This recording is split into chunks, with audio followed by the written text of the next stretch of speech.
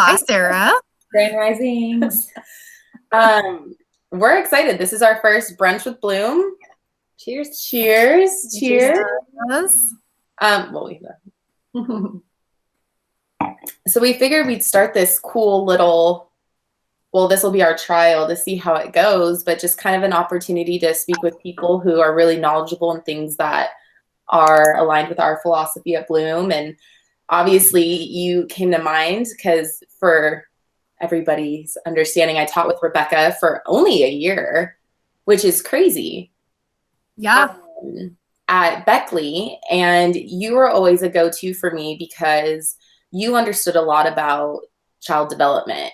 Yeah, I've always enjoyed like research, and I had some really awesome professors in college that I still like keep in contact with just to kind of stay current in the educational trends, like in the US in particular, like we're very like fad based in education. So you'll see us kind of swinging back and forth between like trends, right? Like we're like, hey, we're going to do like this basal reading program, or no, we're going to do whole language. And it can be kind of chaotic a little bit. So yeah, it's good to know like what the science says and understanding why we do what we do. And I think it's funny that you said that because it kind of speaks volumes of like how we work as a school system here too. You know, math, writing, reading coexist together, but we tend to focus on one thing and kind of exclude everything else, if that made any sense. No, and it's kind of weird because like we don't really do that in real life. Like I think we see that a lot, especially in American education. Like we expect kids to do a lot of things and we have it set up, but it's not really like what they're going to do as adults or what real life even looks like. So I think sometimes it can be hard for them to make that connection or find it meaningful. Cool. Well, yeah, let's get started. Don't mind us. We made pancakes. Awesome. Oh my gosh, yum. Yeah, they're great. I'm jealous. I ate my fancy toast, but I ate it before because it's like very loud and everywhere. Okay. All right. There is a crazy amount of information in this book. I'll hold it up so everyone can see. It's called The Hurried Child by David Elkind. Oh, you mean this one? Yes. And he actually like wrote this. I think the first one came out in the early 80s, but he's a child psychologist and he has a lot of really great research. But yeah, this book is packed full of information. It's like great to read, but also like, but he also writes a lot about the power of play and exploration for kids and why play is really important. Which I feel like in our current society, like in many ways, we've kind of gone away from that. So he brings a lot of really cool ideas and theories to the table on why that's important for children in their development. Which I think everybody innately knows and believes, you know, but I think for humans or, you know, we want to know the why to everything. And a lot of people want to know like what research backs this up. And he does a really good job at explaining developmentally and scientifically, this is why kids need to have more time to be kids. And this is the damage that's being done to them when you rob them of the opportunities to free play and socialize freely without adult intervention, like to just let them be. Which some people need to hear the why. I think so. And I feel like too, and I think he brings this up in the book, like in our society and culture, like we are a hurried society. And so sometimes doing those things feels wrong. And so I think even like as educators, as parents or caregivers to children, sometimes it can almost, because it's so in a way like countercultural, it feels like you're doing the wrong thing for your child. Yes. And it feels very uncomfortable. Mm-hmm. Absolutely. And I think we learned that a lot this year, you know, with quarantine, is that, you know, for how many weeks people were forced to stay home. And so I think a lot of people were antsy because we're used to having to do things or wanting to do things as efficiently as possible. And so for somebody to say like, hey, chill out, stay home, stop. It was really difficult for a lot of people because, like you said, as a society, that's not how we work. And, you know, you wonder how much of that anxiety from being told to slow down comes from the schooling, where you are literally like, oh, we have 10 minutes left. Okay, let's do one more problem. Or, oh, we only have 1 minute to get from specials back to the classroom, so we got to go. Or only a 30-second bathroom break because we got to get writing in. We're always going. And I think you totally touched on that it feels unnatural to not be rushing. And that's really sad. It is. It is. And I think and he brings it up in the book, there's some benefits to sort of how we've developed as a society and, technology and things like that. There are some benefits, but we've also lost a lot. And so I think finding that balance, because we can't really necessarily stop the train of society and where we're headed per se. Right. But finding some balance and kind of acknowledging when things aren't working or when things are not healthy, especially for children, right? Because their brains and their bodies are still growing and developing. It's especially important for them. So kind of stopping and being reflective and thinking about that and just thinking of some things, we can do to help them, even though we're kind of headed in that direction, but to kind of slow down and give them the things that they need. Yep. But it is unfortunate, with education, because I know, I don't know, I feel we have a term for it. We have so many terms in education and acronyms. I can't keep up. Yeah. But there's actually a term and we're encouraged sometimes to even rush kids or to motivate them. You've got to give them a time limit to finish it because it's going to motivate them. But really, to me, that's just creating stress. And a lot of kids don't ever finish in that time limit. So then that adds stress because it actually stresses you out to not finish something to completion. If you're not ever completing anything, you don't ever get that satisfaction and complete that cycle.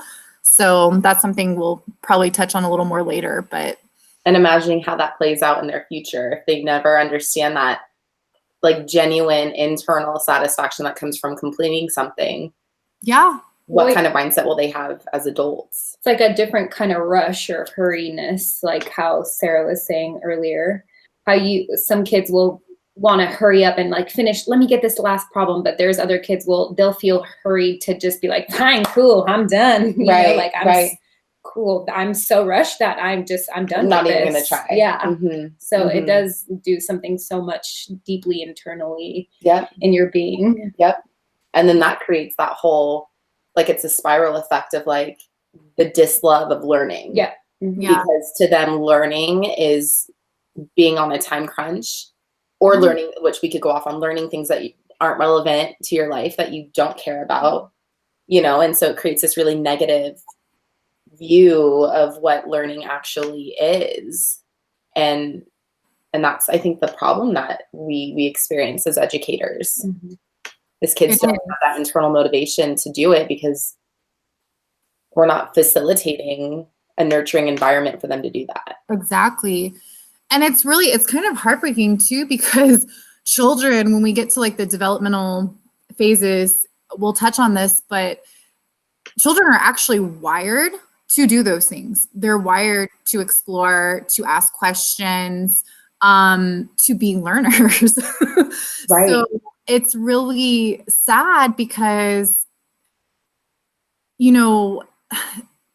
it's taking away from what they're meant to do and what they need to do to make all of those connections in their brain. So it's really sad. But I love this quote that David Elkind says, in the end, a childhood is the most basic right of children.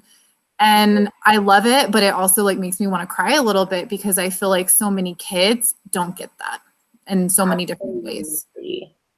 Especially, I know the kids, where we taught, who are carrying with them the stresses and the problems and the traumas of their family, whether their families realize it or not. They come to school carrying that, and they bring with that the worry and the anxiety and the sadness and the fear.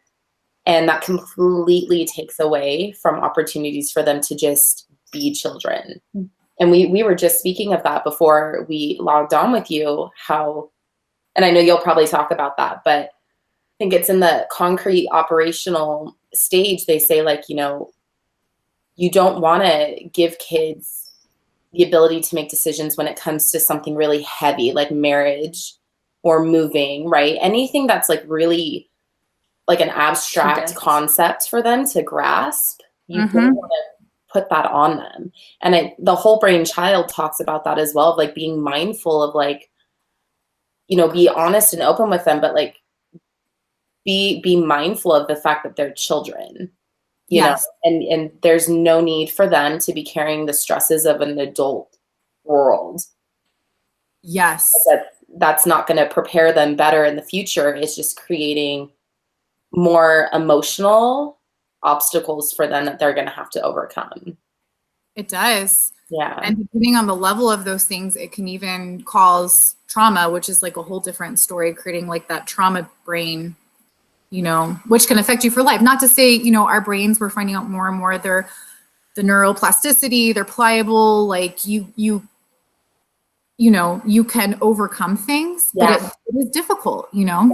Right. So we want them to have their childhood and as much as possible, like develop in a healthy and natural way, the way they're meant to.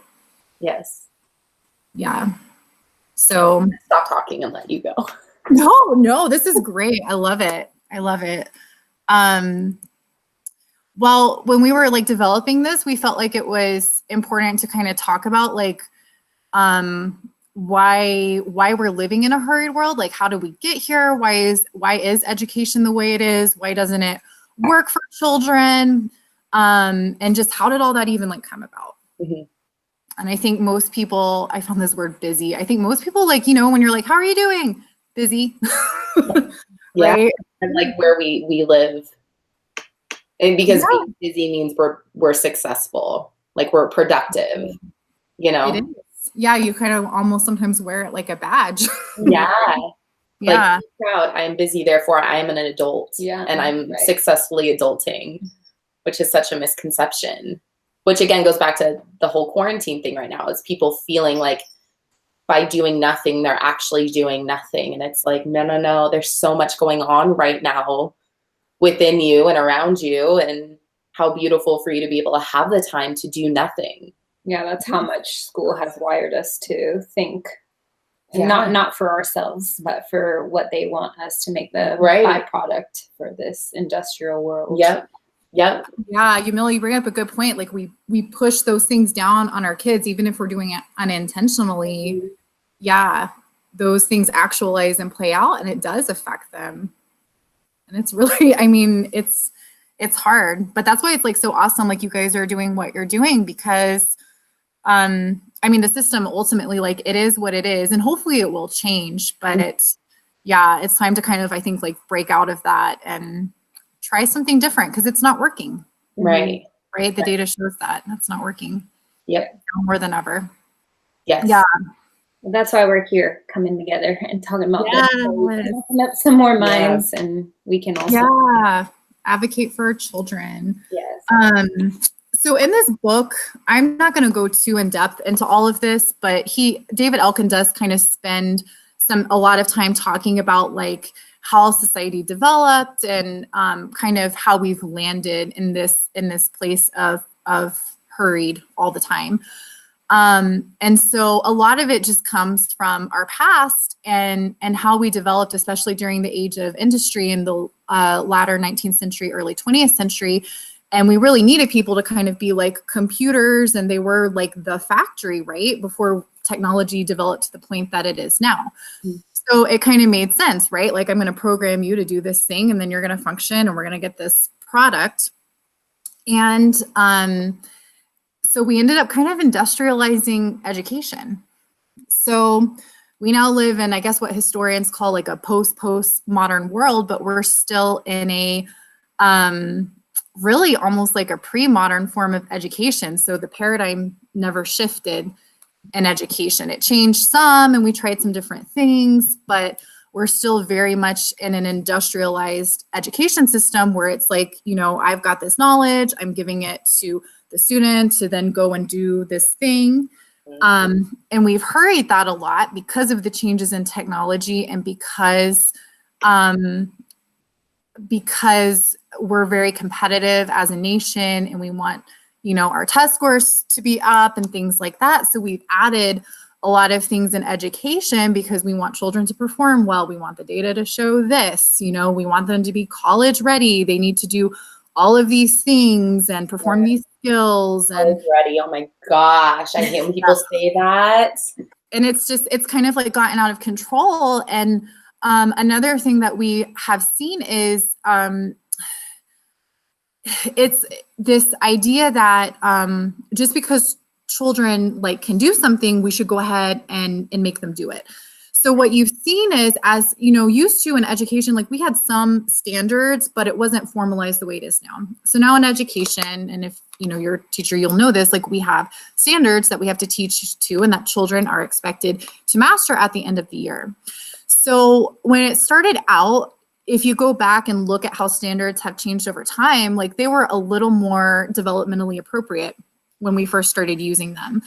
But as, technology continues to develop and we continue to go for that industrialization push, we've started pushing concepts down lower and lower.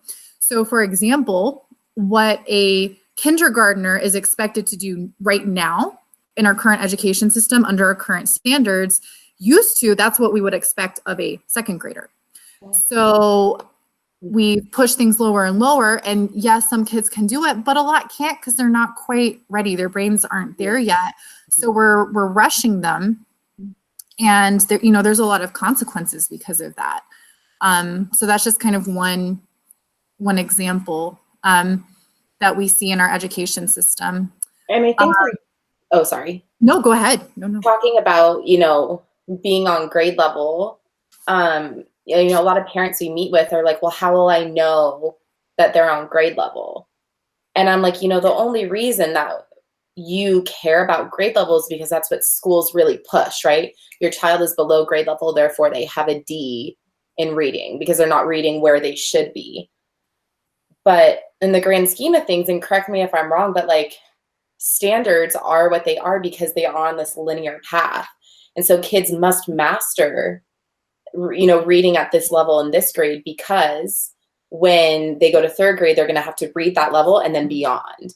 And so they're rushed because there's these expectations that they're going to have to meet that are aligned with the standards and truly have nothing really to do with where they are developmentally. So it's no longer what's best for the child. It's more what's best for the results on the tests and or how their parents are feeling, because it literally has nothing to do with the child, because some kids could be more advanced and then some could be more behind, depending. And who's to say what kind of interest does that child have? Oh no, you can't read this book because it's for a fifth grader, but you're in second grade. But wait, I can read a fifth grade book and I understand it and I love it. So why not? Yeah. It's grade level has become such a thing that kids aren't able to work at where they actually are, no matter if it's above grade level or below. Exactly. And, we have a very cookie cutter system, and human beings are not like that. Our brains are so complex. You're not? We're not. And that's kind of what I think our system, in a way, probably inadvertently, but that's kind of what it's looking for, right? And we're not, as human beings, that will never happen. The way we develop, our environment, our genetics, there's so many things that, make up who we are.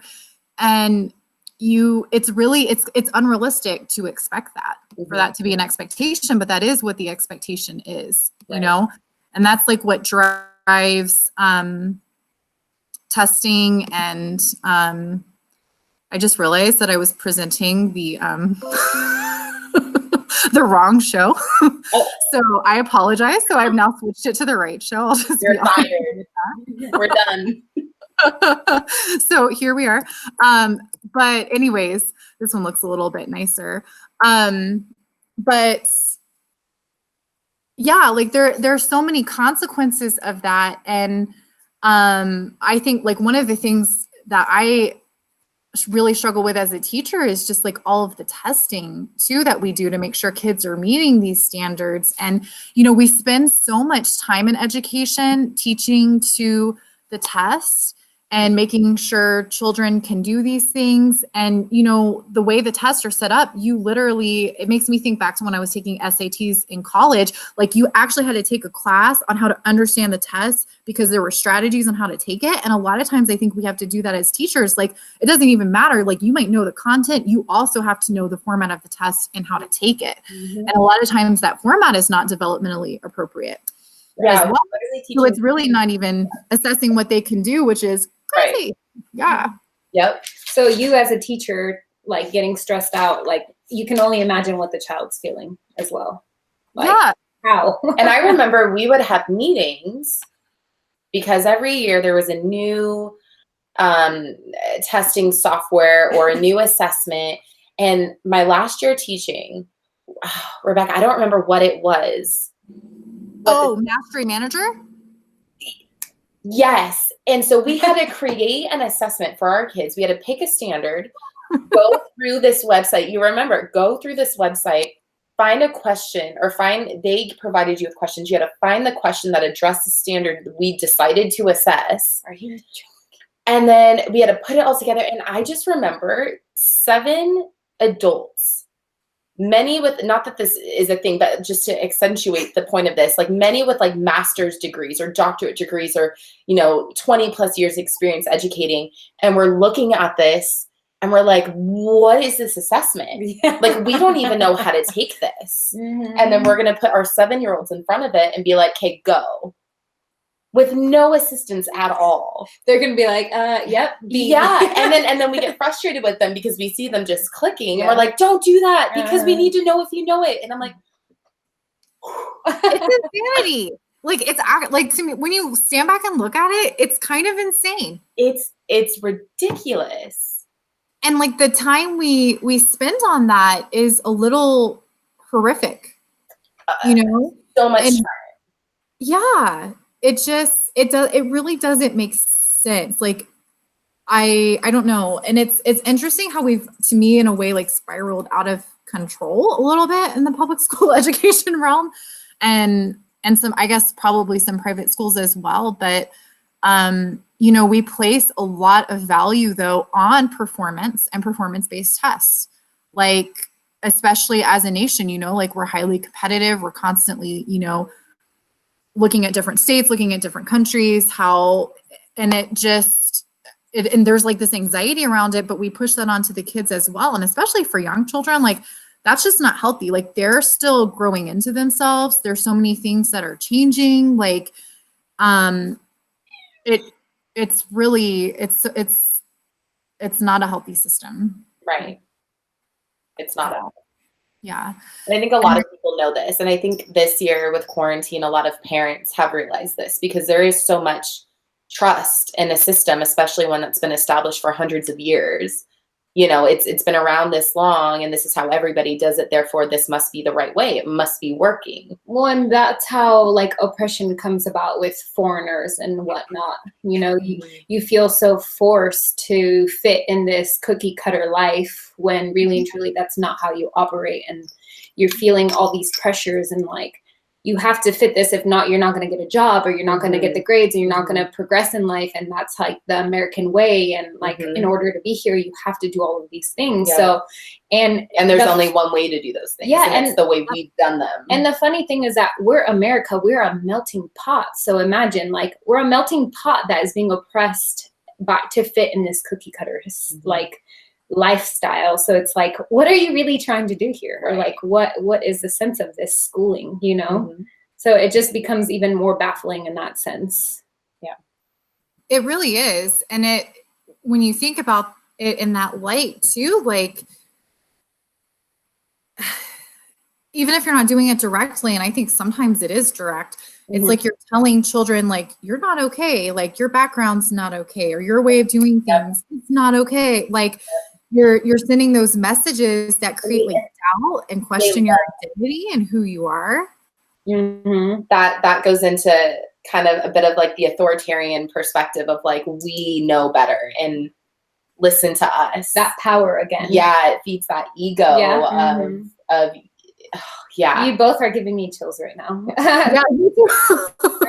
Well, yeah, you've experienced this on a personal level. This is just like observation. Like I can't speak for you, Rebekah. I know I didn't experience that as a child, you know, but I know that's yeah, you're right. Something that is really personal for you. Yeah, I know. And it's funny because like every time I swear I can cry about this stuff because like I really, and that's why I'm passionate about it, you know, and that's why I'm here sitting with you guys too, because it's very personal to me, and it's important for people to understand how hurried like America is to like develop someone or to just like fit in to make because what we want you to be. Exactly. Yeah.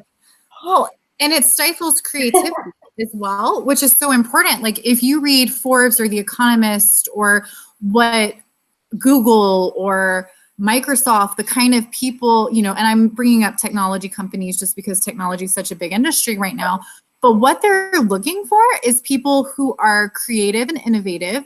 They're looking for people who know who they are, who are confident in who they are and their abilities, who can assess what they know and don't know, and you know they have the solve critical using the word now, metacognition. You know, they can communicate and work well with others. They can problem solve. They can think critically and analyze. We're not developing those skills with what we're doing. You can't. We're still programming. We're in that industrial, here's what you need to do and know. And go ahead. Oh no, sorry. I was just gonna say like not for like the minority. That is like that's where my mind like started even going more on a whole too, where it's like, oh yeah, this is every child. Yeah. Absolutely. I know. You know, when we would do writers workshop, I always say this when I like talk about Bloom or when I present like why this matters, what we're doing. Is we would do writer's workshop where the kids would have, like, I wouldn't give them a writing prompt. We would talk about a skill that like writers may use when they're writing. And then, you know, I'm like, if you feel confident and you want to try out using this in your story today, then go for it. If not, that's fine. Like, write whatever you want to write about today. I don't care. Like, if whatever you want to write about, that's what you're writing. And it's always at the beginning of the year, and it got progressively worse, where I would present them with that and write their 7. And they would like, well, I don't know what I want to write about. And I'm like, what do you mean? Like you can write about a memory. You can create something up. You can write about something you saw. You can literally anything. And for a 7-year-old, when their imagination is like, you know, really churning or should be, and my kids can't think of a thing to write about. And it's like, what have we done to you that we've told you that this isn't valid? They feel like they're going to do something wrong or like talk about a subject that is not going to be graded appropriately. They would rather just be told, like, just because I could say, write about a crocodile. And regardless if I don't know where that came from, regardless if they care about them or not, they would rather me tell them what to do than me say, this is on you. What do you want to do? Which is just baffling to me. Like, I can't. Yeah. It breaks my heart. Yeah. Like the fear of making a mistake or the learned helplessness, you know, just the fear of trying or just not wanting to or feeling like, well, it's not going to be good enough anyway. So like, why bother? Yes, 100%. It's unfortunate because there's a lot of actual like scientific research, like, you know, like this book, for example, or The Whole Brain Child, you know, that like support the things that we're talking about. I just don't think anybody ever questioned it. Yeah. Exactly. Yeah. That's exactly. Yeah. And I do think it's something to note that a lot more people are waking up to this because we see, you know, talking with Dawn and Ashley, where there's micro schools popping up all over Las Vegas. And there's parents choosing to homeschool their children and help out with other people's children, like, you know, 4 or 5 kids a day. Like there's people waking up saying, hey, like what's going on in the public school system isn't working for my child. And I think that's a really incredible shift of mindset because I think for years it's been my child isn't working well in school. And now it's parents are being advocates for their children and saying, you know what, my child is not the problem.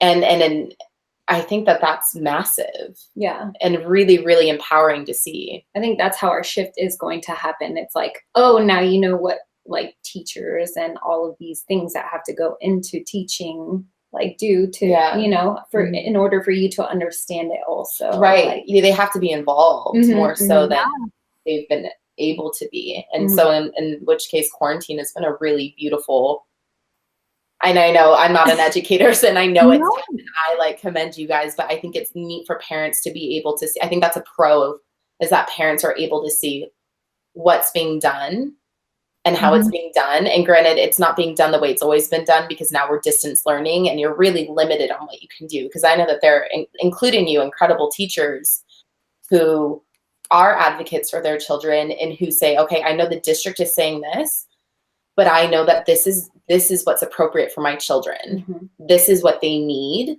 And so I'm going to do what you're asking of me, but I'm going to do it in a way that works for my kids. They're finally learning their own child. They're following their child instead of like, here, teacher, do what you want with this. Right. With this child of mine. And P.S., you're an educator. Yeah. No, you guys are absolutely right. Like I'm hoping that's like one of the things that does come out of this is that more parents feel empowered, and they should. Like, I don't know. I think sometimes like in a way, like we've kind of taken some of that power away from them or made them feel like they're not capable. But research does show like parents and families have the most impact on their children's lives. Like, it's very important. Like when children go to school, yes, they learn, but like they learn the most at home. So they are a priceless part and role in a child's life and development. Yes. Academically, socially, emotionally, mentally, psychologically, all of the ways. Yes, not to like put the pressure on, but yes, like, but it's awesome, right? Like, it's a beautiful thing, and so we don't want to take that role away. Like, we want to empower that, right? Right. And work together and build, children up. But yeah, that's one thing I do hope that comes out of this, is that there's more alternative schooling and more homeschooling. And I know, Sarah, like you've read a lot of books too on the unschooling movement. That's also, that has gained momentum, I think, over the past decade as well, and becoming a really cool alternative as well. Right. So we also, in talking about like all of these things that are going on, I think the question is like, well, how does this affect children? What does it actually, mean when children are being hurried or being rushed? Like, what's the outcome, right? And I think we've already like touched on a lot of it, but it does cause stress overload. Like, we end up giving children, I think Sarah, well, you both were talking about this, and Yamila, like, children, there's certain decisions like they can't make, there's certain things that they can't do. So they get responsibility overload, and that causes stress and can even cause trauma. And we have a lot of change in our society. Like, children, I think of schedules, right? Like, they're going from this to this to this, or, that's actually very hard on them, especially like depending on their age. Like, it rushes them. It kind of creates that anxiety and that, we've got to be here. Like, we're going to soccer, now piano, and now this. And even in school, I think we talked about this earlier, right? Like, okay, you've got 10 minutes, and then we've got recess, and then lunch, and, we get stressed. In the book, doesn't it? Where it says like rushing children. And I think it was more like having a different teacher for different subjects kind of a thing. But I thought of, with intervention when we do that. And how the whole point of that wasn't this is what's best for the child. It was like, well, when they get to junior and high school, they're going to have to go from subject to subject. So in order for them to do that more efficiently, let's have them start doing that at a younger age. Yep. That kind of takes me back to like the switch up thing. You're even doing that now virtually, to be honest. Like, you're having a 5-year-old switch their subject to another subject to another subject. Like, she barely knows how to log in. Like, what do you mean? Like, then you got the parents stressed out, and then it becomes a whole problem. And the child's so it's feeling that. They're still rushing everything. Like, no matter what way it is, in person or virtually, it's still being rushed. So, and even virtually adds even more stress because you're not feeling the presence. You're feeling hopeless of like not being able to ask someone for help. Like, hey, can you help me? Like, because you can have a friend there. What if your parent is working? Yes, there's no connection. So they're like completely losing senses of all things and then getting hurried at that. So like, what other problems are we going to face with this stuff? Like if we're not paying attention to that. Yeah. And also just like looking at like what's most important, like I'm thinking of Maslow's hierarchy of needs, like you have to have like your physical and emotional needs met first before any learning or before anything else can take place. And a lot of children, like whether, you know, we're from like lower income, middle or higher income, are under a lot of stress right now just because we're in a pandemic. And all the different things that are going on, you know, but especially like for a lot of children, you know, parents losing a job or just like added stress in the home, like they pick up on that. So they're already like stressed out, and adding all this pressure on top of it, like it's really not okay. Like I would argue it's like for the school system that it's unethical. Yep. Yeah, I agree. 100%. I agree. Yeah. I think a lot of people would agree with that as well. Yeah. And I don't know like where the disconnect is, or like this fear that like our children and I guess like our society ultimately like is going to fail if we start paying more attention to those things and prioritize those things over the academics and the testing and things like that. But, you know, there's going to be like a fallout from that. Like, so, and that's why to me, like, you know, for parents, like, please advocate for your children, feel empowered. Like if they're stressed and it's not working, do what works for them, you know, like their emotional well-being and psychological well-being is way more important than how they did on a spelling test. 100%. And tagging on to that, thinking, you know, how there's this misconception that when children are at school, they are learning. And so when we meet with parents, a lot of the fear is that, well, if they're just given the freedom to do whatever they want to do, when will they learn? When will the learning take place? And I'm like, I have a whole spiel for that, right? Yeah. You know? But it's, what makes you think that your child is learning 100% of the time that they're in school? Because I can tell you that's not what's actually happening. And how many parents pick their kids up from school and say, like, what'd you learn today? And the kids are like, I don't know. That's a successful day for you. Because I can tell you, Sophia, who we spend 4 hours doing literally whatever she wants.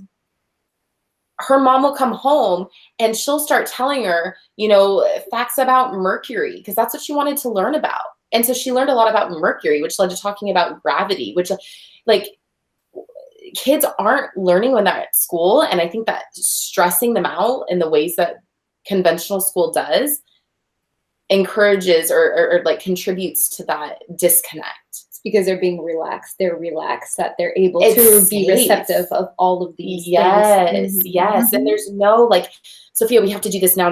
It's like, so when did you want to like work on our Spanish? She wants to learn Spanish. I'm like, cool. So when do you want to do that? She's like, maybe in like 20 minutes. I'm like, cool. That sounds great. And all of a sudden it's not a stressful thing that she must do. It's something she chooses to do when she feels like doing it. And granted, we as adults, we don't always get to do things when we want to.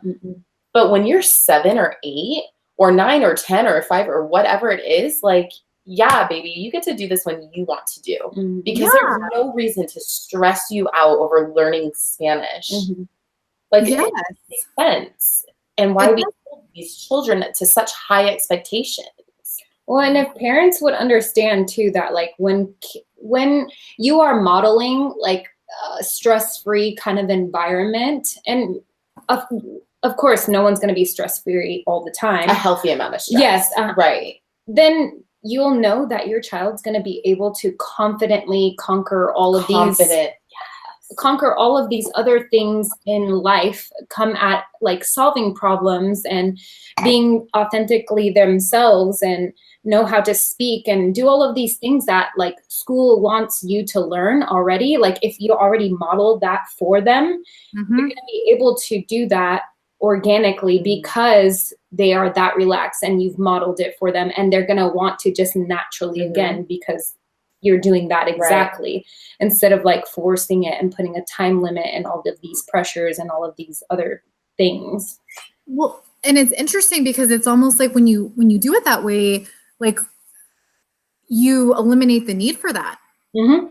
Like they're not needed anymore. Absolutely. Yeah.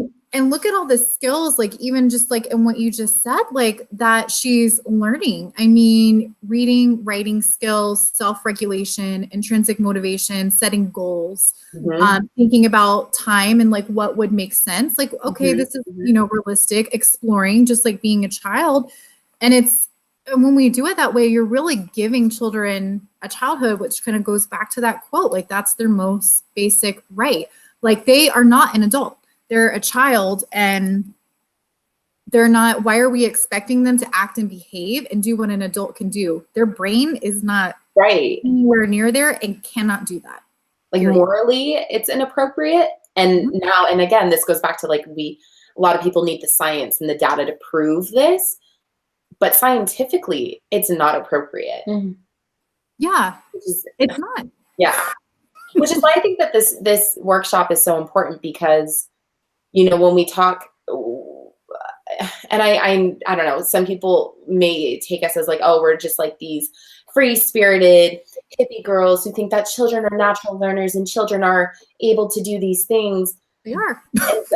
And yeah, and they are. And philosophically, we believe that. And neither Yamila or I need to read books like this to believe that. That's just not who we are. And that's not to say that we're right or wrong. That's just how we think.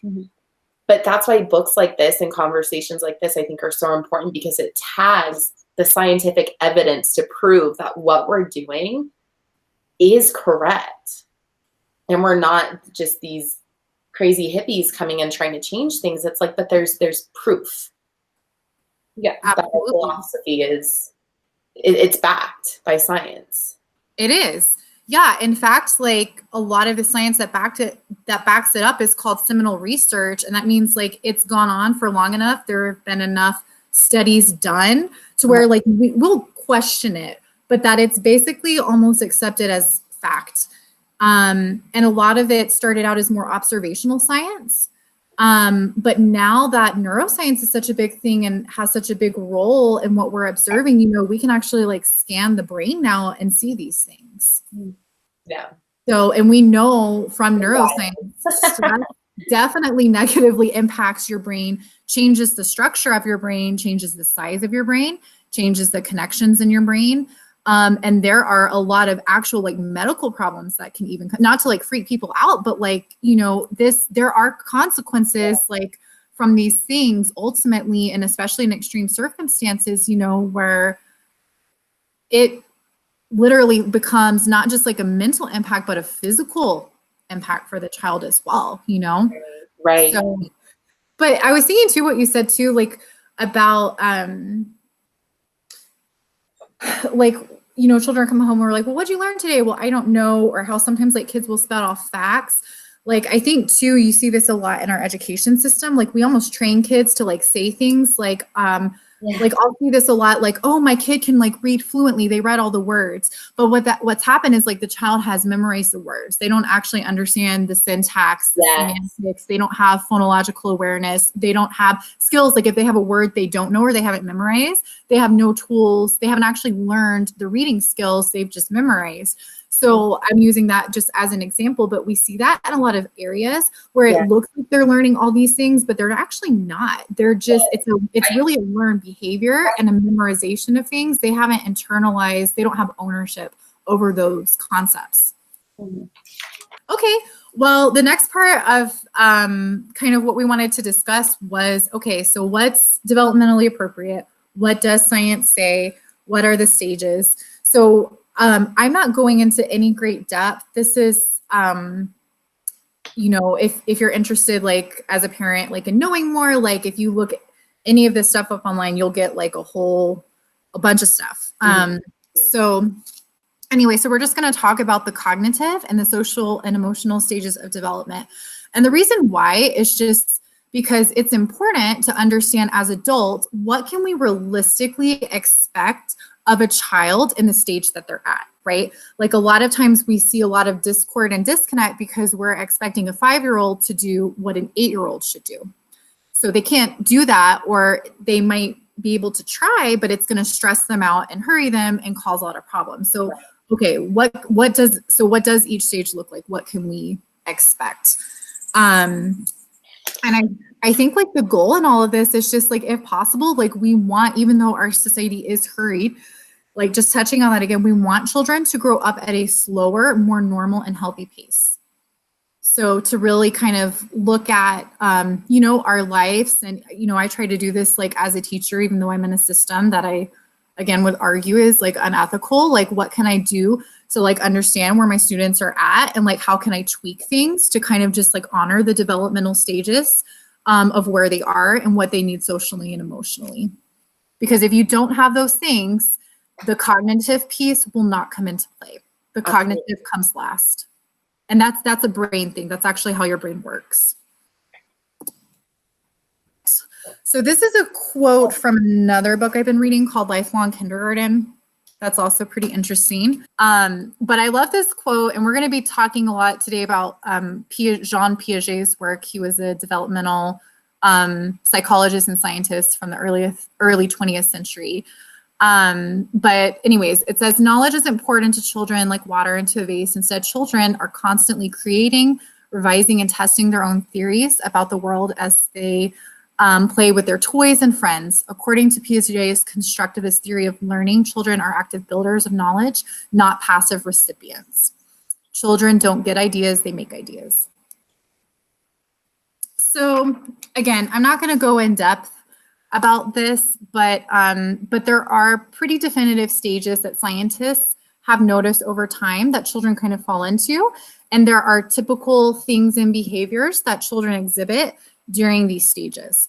So just a little caveat to this though, this again is not a cookie cutter, it's more of an estimate. So, we use this to kind of help us, and it can be helpful. Like, I know especially like, I'm thinking of one friend I have, like how they figured out their child was autistic. Like these stages helped because like a typical 2-year-old will do certain things and their 2-year-old was not. And then as he became 3, still not doing these things, 4, still not doing these things. Okay, something might be there.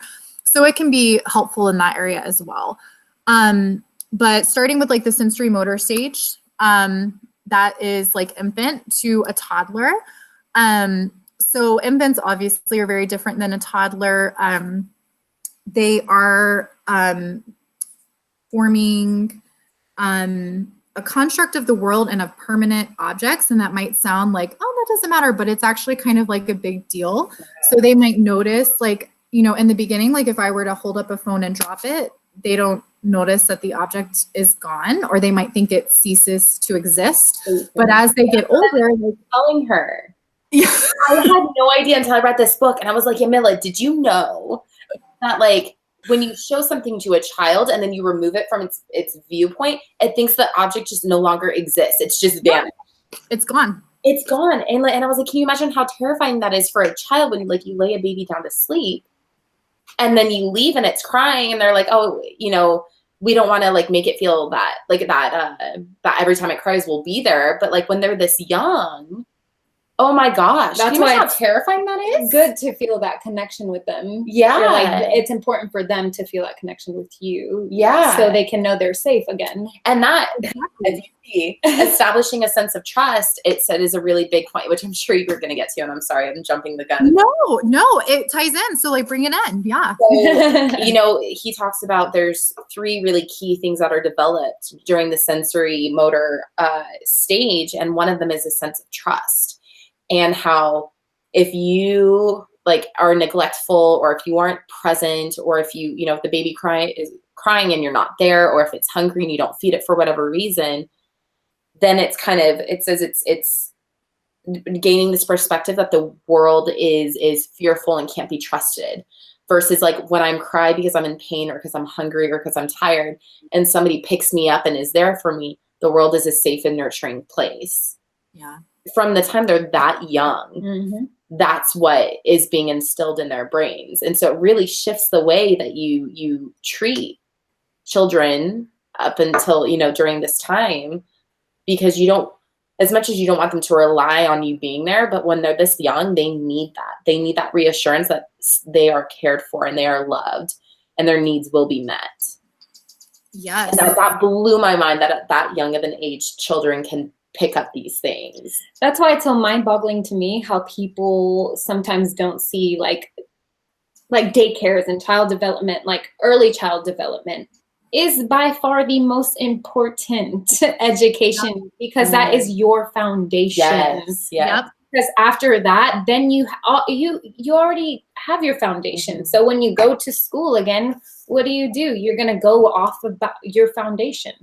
And Absolutely. And the older you get, the more reasoning skills you have, like the more skills you have to understand, like, oh, they're doing that. What is it? Like the perspective, they're able to see, oh, they responded this way because this is that. But when you're these young ages, you're not developmentally able to do that. So like you said, it's even more important that you be there for them during this time. Because it blows my mind. Children are incredible. I mean, they are. And that's like why we want to honor where they're at, and as much as possible, give them what they need. Because you're right, like that developing attachment especially is critical, like to your life. And like what Yamila said too, like the first 5 years, that is the most important. You're laying that foundation like into concrete and abstract thinking. You have to have all of those skills. And even like forming the attachment, like children don't naturally regulate their emotions. We teach them how to do that. So even like for a baby, like that is how you teach a baby. Like that's the beginning of teaching children how to regulate their emotions, is like calming them down. Like you have to do that. Like they don't.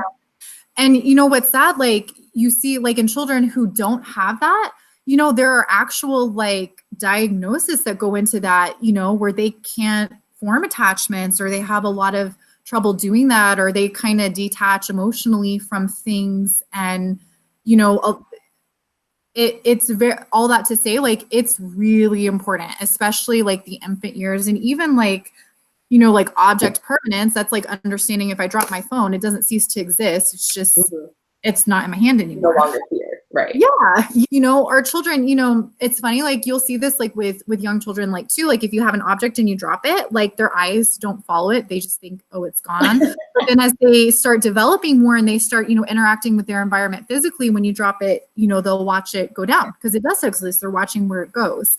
So it's like a little thing, but it's important. And I heard one scientist say one time, and this is why it's important, especially in that sensory motor stage. And, you know, if you've been around like 2-year-olds or even 1-year-olds, like they're all over the place and into things. And of course, like we want them to be safe, but that's also a good thing. They need to do that because there's a lot of development going on. And our brain a lot of times will move from the physical, like tactile, into the cognitive. So they need those physical interactions to make those concrete cognitive skills to solidify that. So it's good that they're interacting with their environment. We want them to do that, obviously safely, of course. Right. But yeah, they're wired to do that. It's so good for kids to grab things, to touch things, to look at things, sensory. Because it's helping them create this understanding of what this is. Yeah. And it reminds me of when working even with the kids that, you know, in 2nd grade, where we're about to work with like manipulatives, and instead of like never having introduced it to them, because what do the kids want to do the second you give it to them? They want to touch it, they want to play with it, they want to see what it can do. And that all goes back to kids just trying to make sense of what's in front of them. And how often, especially kids, you know, in this next stage that we'll talk about, are stripped of that opportunity. There's no time for you to play with this because this is what these are meant for, and we have to get moving. And so they miss that opportunity to make sense of these things, which, like you were just saying, is so valuable for them as they grow older. Yeah. So the next stage, I always find this interesting because children are in this stage from ages like 2 to 7, thereabouts again. Yeah. But that's interesting when you think about it, because you're putting like pre-K, kinder first, and some 2nd graders in the same stage as a 2-year-old. In terms of cognitive thinking and cognitive skills. So there are a lot of changes that take place for children during the preoperational stage. So a 2-year-old is going to for sure be different from a 7-year-old, but they're still in a very concrete stage of thinking. And so in this stage, these are really critical years for a child. And I mean, we've already said it, right? Like from birth to 5 years old, that you're laying the foundation. And so in this stage, like children start learning to manipulate symbols. And so like an example might be using objects in play. So they might take a rug and pretend like it's a magic carpet. So, you know, we see a lot more, using their imaginations, which is so like important for them. And we want them to play and have time to do that, which again is why play is important. And I don't think we've said this yet, but David Elkind is like a big proponent for this, but even having like uninterrupted play where they can just play. You're not guiding them. You're not asking them questions. They are just playing and doing their thing. Yes, you're not trying to make everything a teachable moment. It actually, he did in chapter 10, he talks about like how when you try and have them make sense of what they're doing when they're playing, you rob them of, like it says, if adults feel that each spontaneous interest of a child is an opportunity for a lesson, the child's opportunities for pure play are foreclosed. Because oftentimes, it is not necessary to ask children what they have created, for they probably have no conscious idea. Asking about the meaning of a child's production is like the teacher trying to turn children's play with dinosaurs into an adult-oriented lesson plan. Yep. But like that, again, goes back to us trying to be efficient. Oh, they're playing with this. This is an opportunity for me to teach this because why not? Right. You know, when really like, but why? Yeah. So many things by themselves. And like, how dare you intrude upon their time of just being? You need me time. I need me time. Right. Right.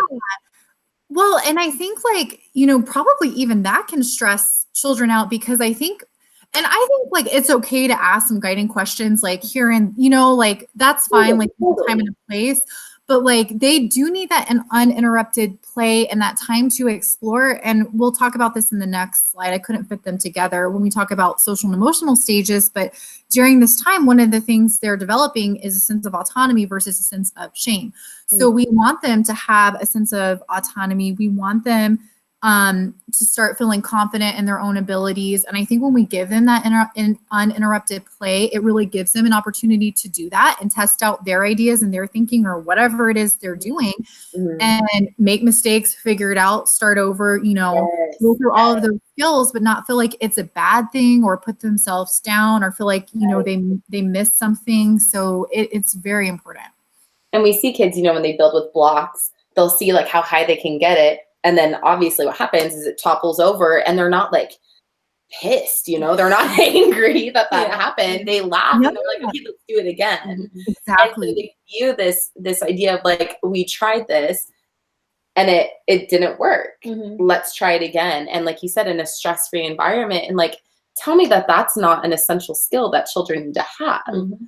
And so, you know, I know when parents ask us like, well, what if my kid just wants to play all day? And we're like, wired to do.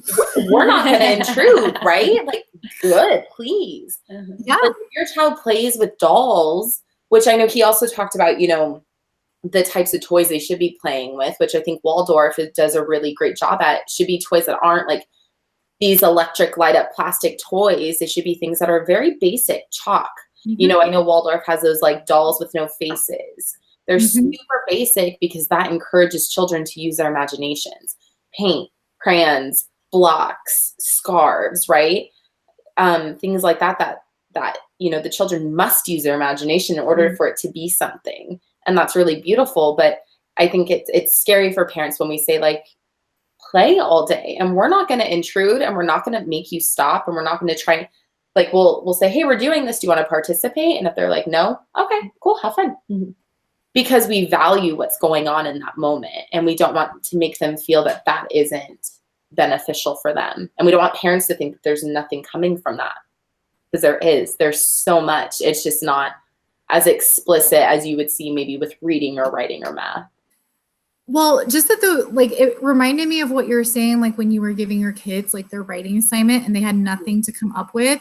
Like being creative in play leads to being creative in other areas. That's why also right now technology is like a big factor in education, because although I think it's very important to give children like younger age a less amount of time of technology, because they do need to use their imagination in order to build these ideas on their own and whatever they may want to say. But I also think that because technology has been integrated within our world now, it is important for them to play with those things so they can get familiar with it. But so again, like finding that balance and like making sure that the parents know that there is a balance to that, and the child as well, you know, because like those are very important things, to use your imagination, and that's how you're going to learn these other skills. If you're not having an imagination, you're always just going to be told what to do. Right. So like, technology is important, but also using your imagination is even more important, because that's what we lack of in this world now. And that's all you have at the end of the day. Like that is us. Absolutely. Yeah. Well, those are like that foundation to critical thinking and problem solving skills. You know, right. He talks about that, you know, his 6 conditions of self-directed learning is, one is like unlimited time for uninterrupted play, which we've obviously just talked about. And also like the freedom to play with the tools of our culture, which for us right now is technology. So it's being aware of the fact, like you said, like this is a part of our lives. Like we're able to do this because of technology. And it's really beautiful. And whether we like it or not, it's here to stay. A long time. And so finding that balance where kids are developing their imagination and their authenticity and their problem solving and their critical thinking, and using technology as a tool and not depending on it. And that's a really hard line, I think, isn't it? Yeah. Well, and in this book, The Life in Kindergarten, he's a big proponent of using technology for creativity, and especially because like what you guys said, like it is in our world. It's a big part of our world. It's, as far as we know, going to stay that way. And kids, I mean, they're going to need to use it, right, one way or another. But I think, Yamila, like what you said too, it is important for them to have, though, like the tactile experience. And it kind of goes back to these stages. They have to interact with a physical thing in the physical world to start developing some of those concrete thinking skills. So I think you're right, like having a balance, like, so bringing the technology, but yes, also giving them time to interact in the physical world as well and play with like physical objects. And so, yeah. And so in the pre-operational stage as well, like you'll see children asking a lot of why questions or taking things apart. That's natural. They're, again, like questioning the world around them. They're wondering how things work. They're also starting to gain more language skills. So they're able to actually verbalize some of the things that they're thinking, which a lot of times is questions like, why this? Why are we doing this? You know, why is the sky blue? Like, and most kids in this age, you know, they'll love exploring, taking things apart, investigating what's around them. And so again, that just feeds into like why play and exploration is so important for them. Not only are they wired to do that, but they actually need to do that for their brains to develop appropriately at that stage. And I think it's the self-driven child that touches on like, you know, that's the left side of their brain kicking in. You know, when children are born, they're right side dominant, which is emotional. And then that left side kicks in, which is when they start asking, well, why this and why that? Well, I was thinking too, like something you said about like the uninterrupted play versus like asking questions, or I feel like as adults, we just have a need for control. Like we want to control all of it. And so I feel like sometimes like this can, again, it's like countercultural and like just counter to what we are comfortable with, because I think we feel like, and in a way we are, right? Like kind of giving up that control, which we probably didn't really ever have to begin with. Right. Right. In actuality. But yeah, but it's so important for and kids. I spoke with Kimberly, who's a mom here, a homeschooling mom, And I was asking her, like, what is like her biggest fear with the idea of unschooling? And she touches on the fact that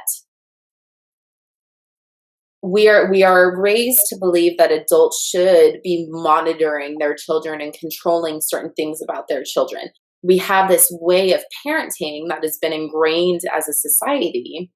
And so you almost feel by the time you have your own children, even if it doesn't feel natural, of like, but that's my duty. It is my job to control them in this way. And so when you don't do that, because here we are saying like, hey, like release that, release the control and the need to micromanage, is they almost feel this shame and this guilt for doing that. Like I'm a bad parent if I'm not constantly making sure my child is doing what they should be doing. Well, absolutely. And like I can't imagine like being a parent and like figuring this out, because I think even if you like knew all of this, like you're probably still going to feel some guilt, or am I really doing the right thing? What if the science is wrong? Like, you know, what if my gut feeling isn't right? Like I don't want to harm my child, right? Yeah. So I want them to grow up and thrive as a healthy adult, you know, as best it can. Mm-hmm.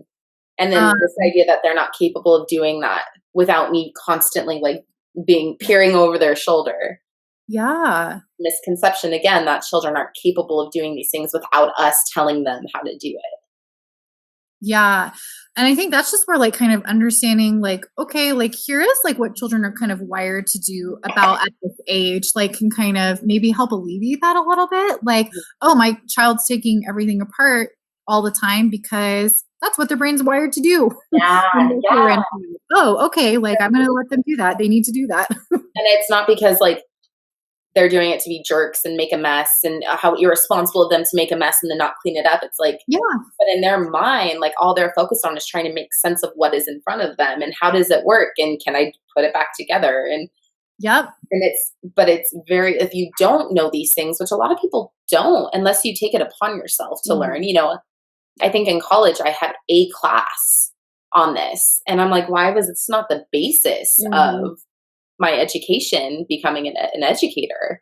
You know, we don't know these things. And so we don't understand them when kids do them. And then we shame them. We guilt trip them because we're these caring adults to them. And so if we tell them they shouldn't be doing that, then they feel shame. Well, then why would I be doing it? What's wrong with me? And I think it's important to remember too, like I would think, especially as a parent, like we're not perfect. We're not going to do it perfectly. Like making mistakes is part of being human. So and just kind of accepting that too, like, and learning as we go, right? Like you can't, you know, if you didn't know this, or even like as a teacher, like I'm reading through some of this and I've forgotten some of it. I'm like, wow, I haven't been doing this. You know, it's easy to feel guilt or I'm hurting the kids, but you know, we're learning too. Okay. Like self-reflect, like here, I don't want to do this anymore. Here's how I'm going to change it and like move forward. But the last two stages, I'm going to talk, I won't talk as much about formal operational, but concrete operational is a pretty big shift and it usually starts around 7 years of age. And that's where kids really start developing logical thought. That's kind of like the big milestone there. And so that's interesting to remember though, because that means prior to that, we really can't expect them to have that. Some kids might, right? Like we're all wired differently. So you might see that in some children, but like typically like around 7 is when they really start developing that logical thought and develop concrete thinking, but they will still struggle with abstract ideas. So they're not quite into the abstract yet. That happens at former operational.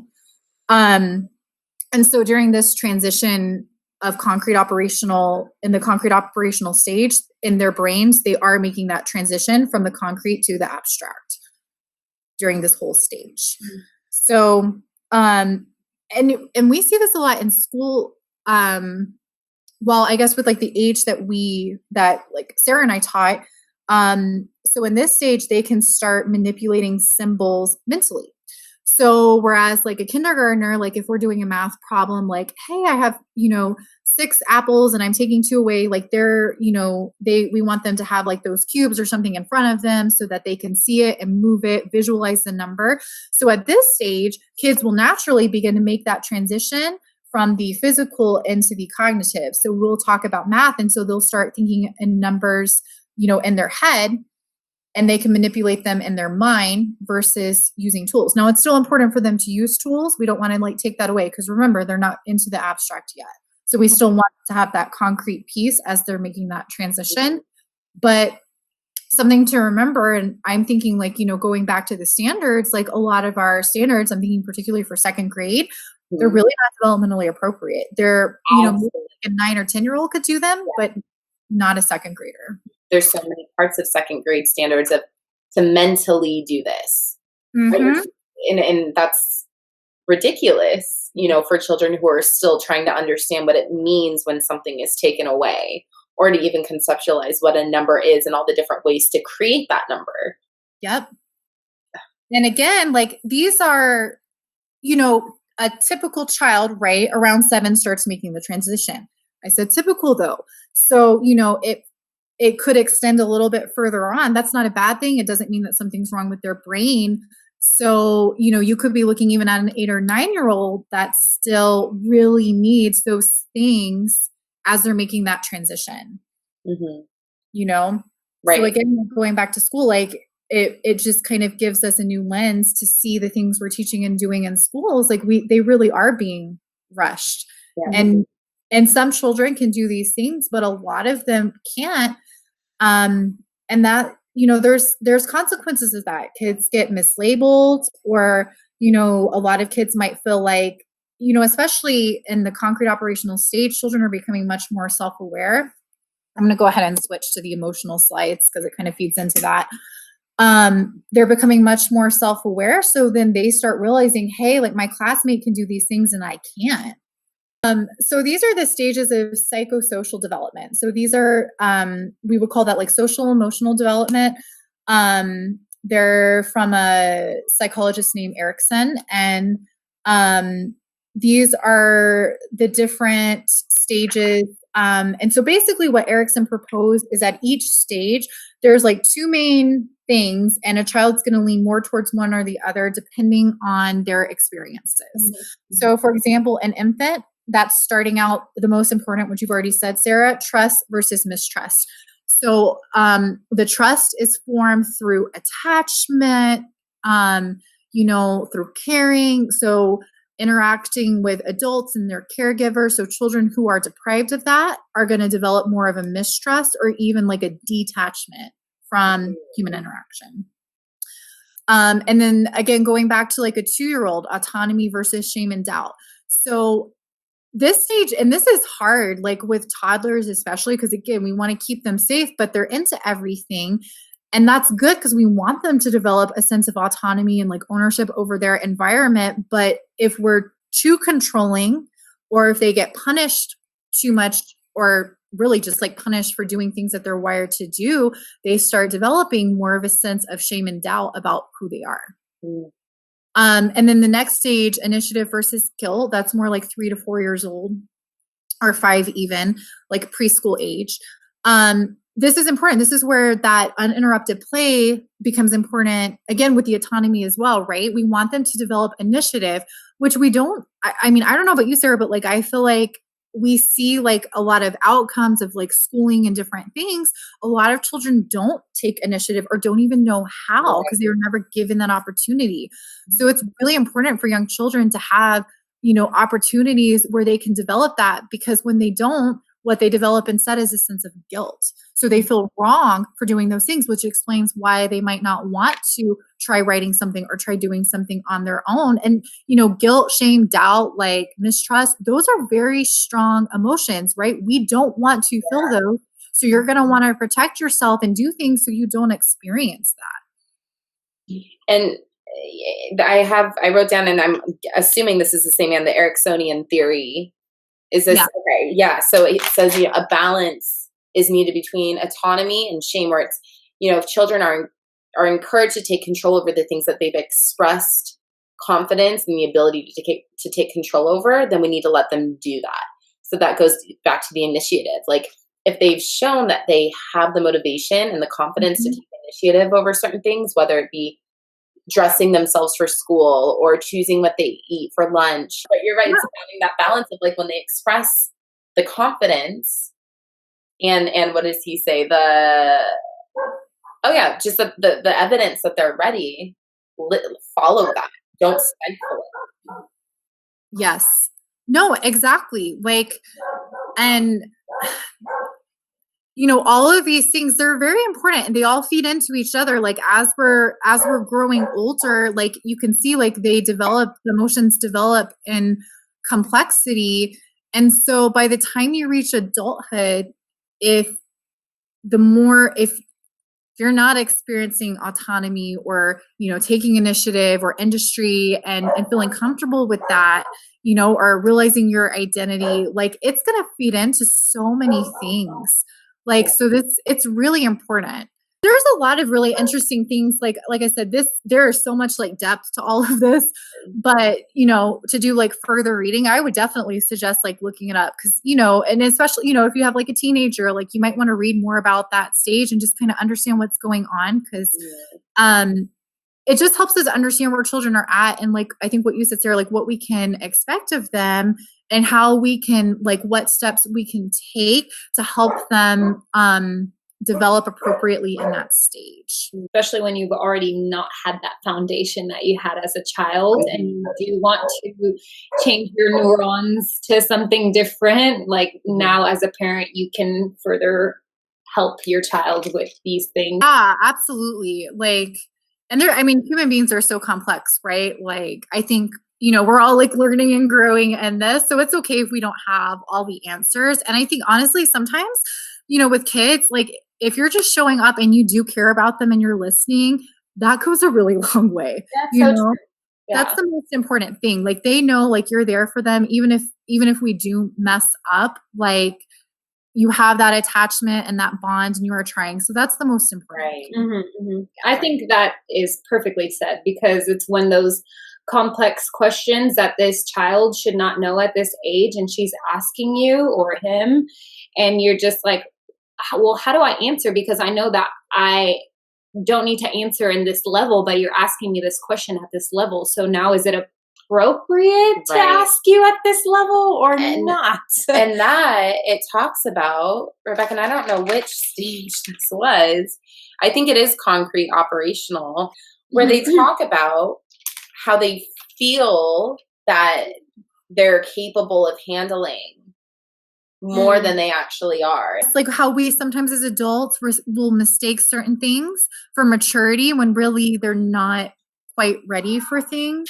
Okay, yeah, school age children during this period, so they still view hurrying as rejection, blah blah blah. Okay, so they're eager to take on adult responsibilities, so they seem to welcome when we entrust in them all these responsibilities, but there's a misconception that their acceptance for that means that they're ready for that.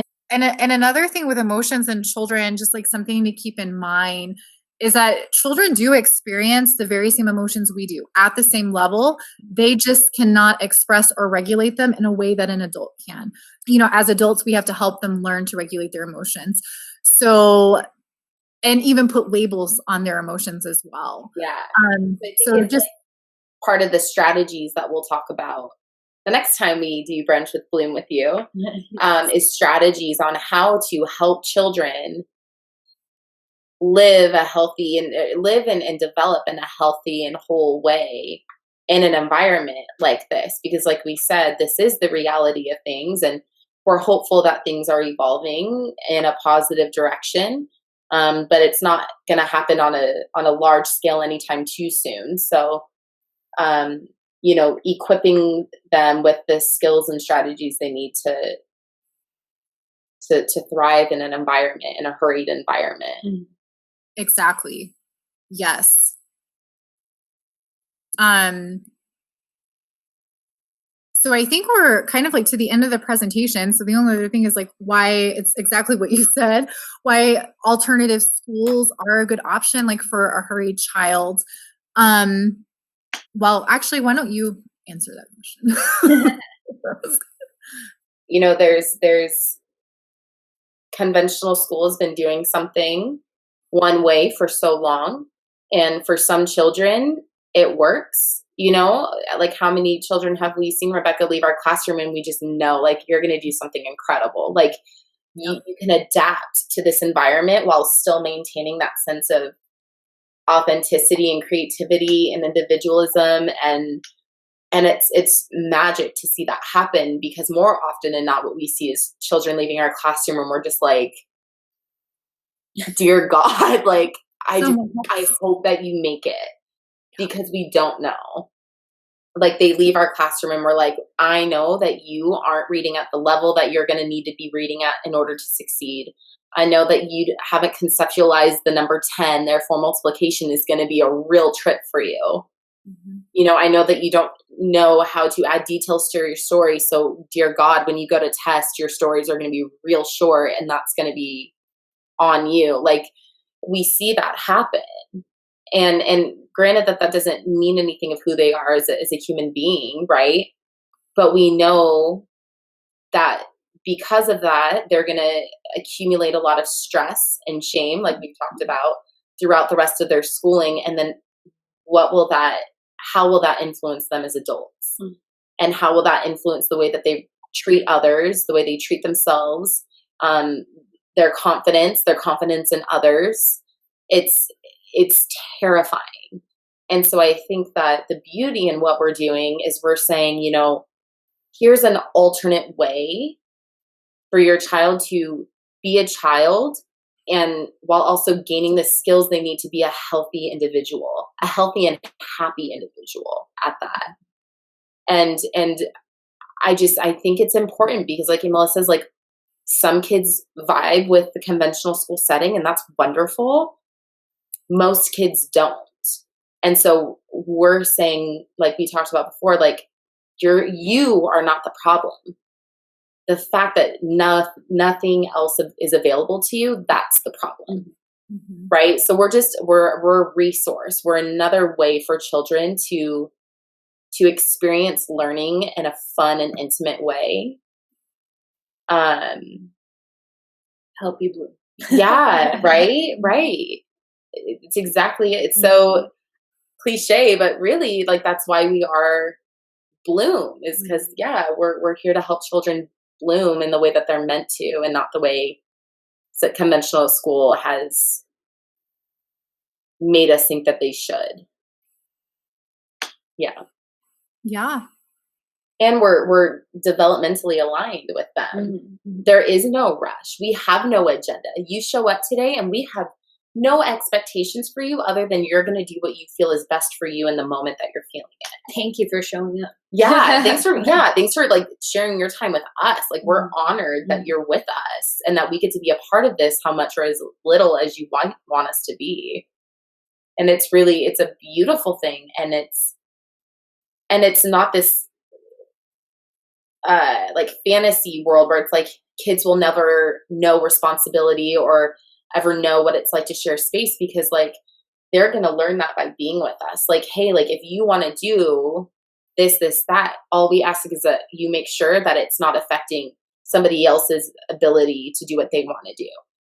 Yeah, so you're going to be crossing paths with other lives. Yeah. And that's exactly what we do in this world in our day-to-day basis. Yeah. And that is exactly what all we need to know is like to be mindful of other people and be kind, and that will take you so much further than knowing all of these other things. Absolutely. We're surrounding them with diversity, different ways people learn, different interests, different ages, different abilities. And children respect that when they're around it, but obviously aren't around that in conventional school because they're so restricted on who they get to interact with, which also isn't the way we live. Right.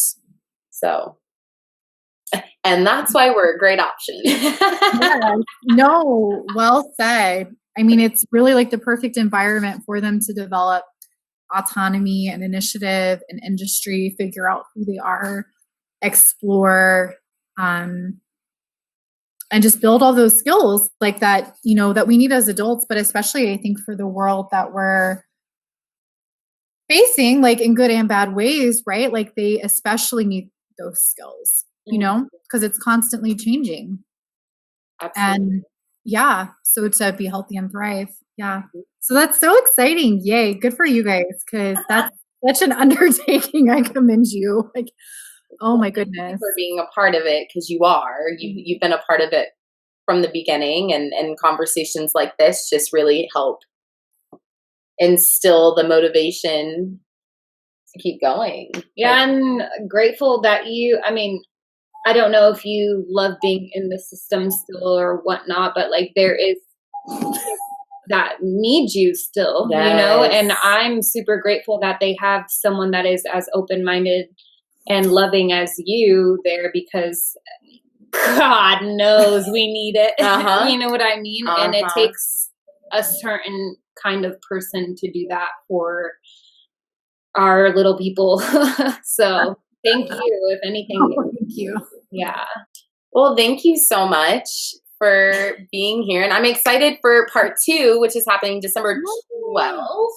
Yes. Which will take everything we've just talked about. And with that in mind, we'll discuss different strategies that parents and caring adults can implement that will help children navigate through a hurried society. Right? Yes. All right. Yep. I can't wait. Yes. Same here. Well, thank you. And thanks for brunching with us. You're welcome. Thanks for brunching with me. Brunch is the best. Yeah. Cheers.